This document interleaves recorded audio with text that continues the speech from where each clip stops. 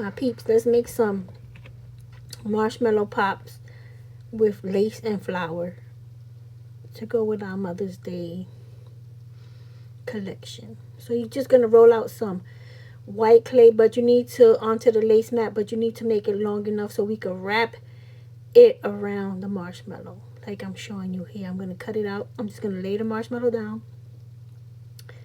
Make sure I get the right width or length. Well, both, right? Anyway, so you're going to cut that out. Then once you cut it out, you're just going to wrap it.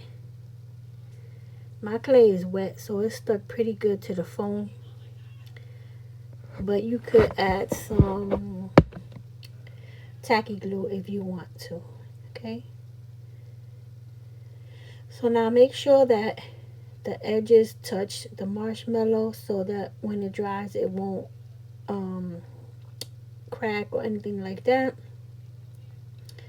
So I think everything is in line there. So then I got a lollipop stick. I cut my lollipop stick in half.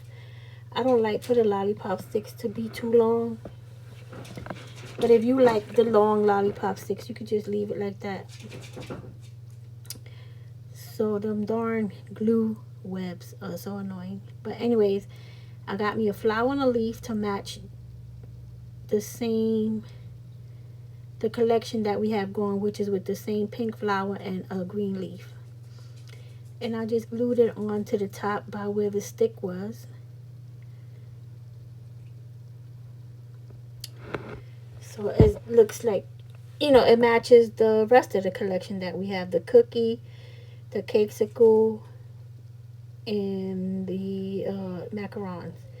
So I'm just going to add a pink little bow right to the top, and that's it. That's our marshmallow pop.